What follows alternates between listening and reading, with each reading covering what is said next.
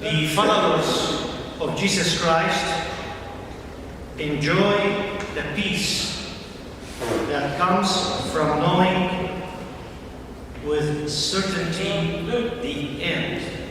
Knowing the end with certainty. They also, the followers of Jesus Christ, enjoy the certainty of knowing how to get or how to reach the end.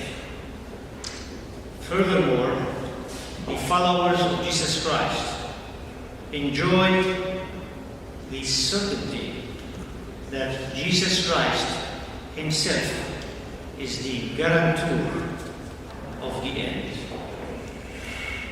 The story, the parable of the rich man, is one of the many biblical revelations regarding what happens at the end.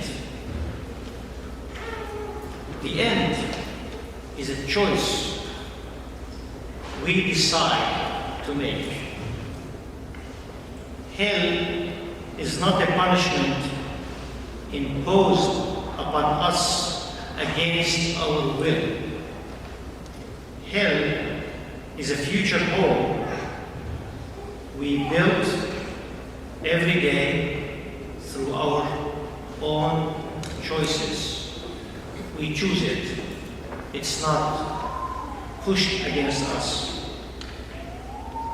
At the end, the rich man was given his choice. He was rewarded with hell as his choice, as his eternal habitation, even though the rich man was a religious person who believed in God. He was given hell as eternal habitation because he chose it. Lazarus, on the other hand, at the end, was rewarded with paradise, not because he was a religious man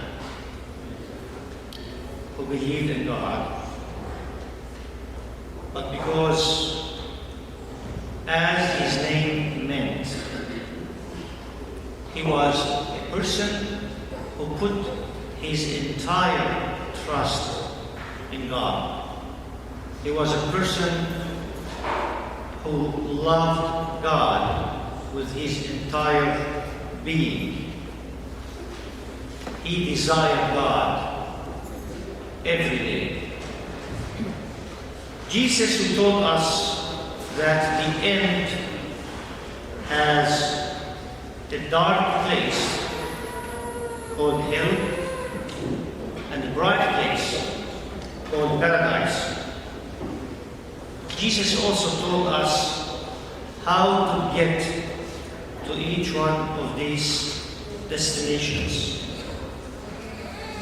The road to hell is found through the example of the rich man who wasted his resources on entertaining and amusing himself.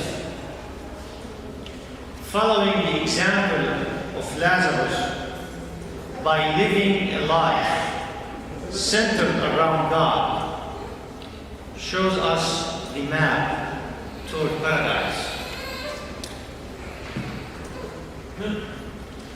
Jesus said in Luke chapter 16, verse 9, I tell you, make friends, he said, make friends for yourselves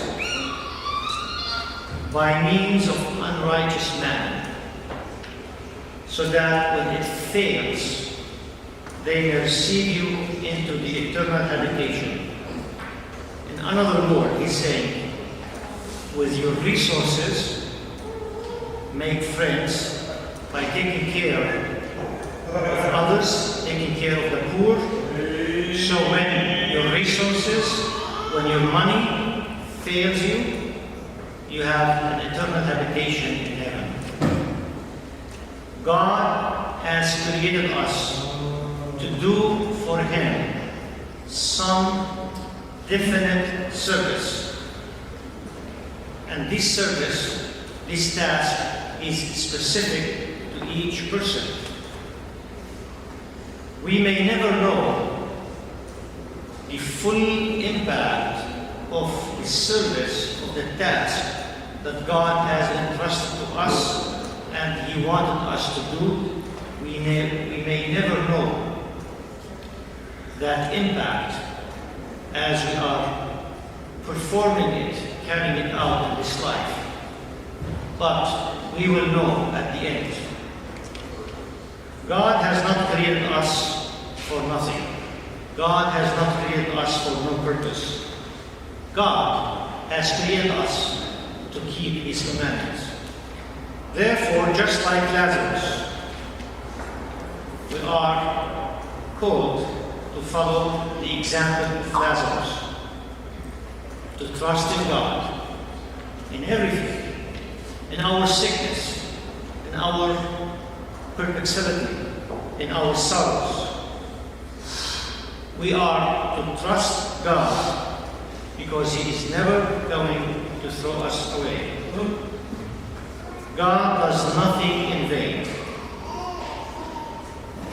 God does nothing that is lacking good. If He takes away our friends, if He throws us among strangers, if He makes us feel desolate, this is not a reason to let our spirit sink. If He hides our future from us, it is all done for our own good. Jesus said, referring to us using our resources, our talents, our gifts, the task, the mission God has entrusted to us, to our hands. Jesus said about that, if we are faithful in it, in carrying it out, He who is faithful in the very little is faithful also in much. And he who is dishonest in a very little is dishonest also in much. Luke chapter 16, verse number 10. So, if we fear God upon the earth, which is not worth much, how can God entrust the heavens into our hands?